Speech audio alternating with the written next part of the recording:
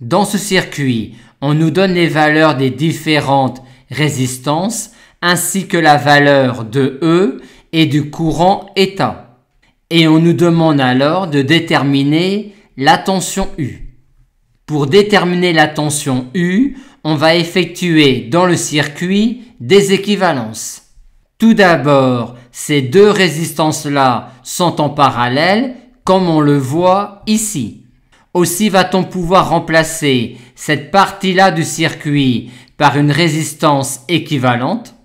Et ces deux points-là du reste du circuit vont être reliés à la borne verte de la résistance équivalente. Et ce point-là du reste du circuit va être relié à la borne orange de la résistance équivalente, ce qui nous donne cela.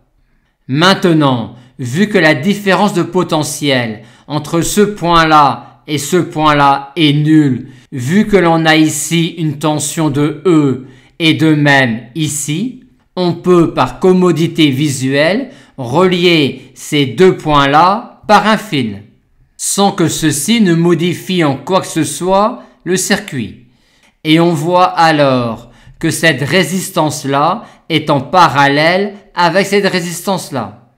Et que donc cette partie-là du circuit pourra être remplacée par une résistance équivalente. Et le reste du circuit se branchera en la borne bleue de la résistance équivalente en ce point-là et en la borne orange en ce point-là. Et ce point-là du reste du circuit sera également raccordé à la borne bleue de la résistance équivalente. On reliera donc ce point-là à celui-là par un fil.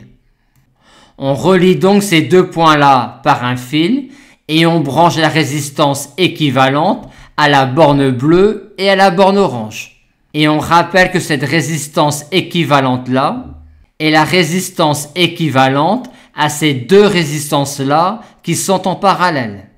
Une fois arrivé là, on voit alors que cette résistance-là et celle-là sont en série. On peut donc les remplacer par une unique résistance équivalente.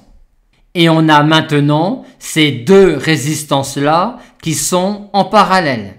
On peut donc remplacer cette partie-là du circuit par une résistance équivalente et le reste du circuit viendra se brancher en la borne bleue de la résistance équivalente en ce point-là. Et il en sera de même pour ce point-là qui sera donc relié à celui-là par un fil.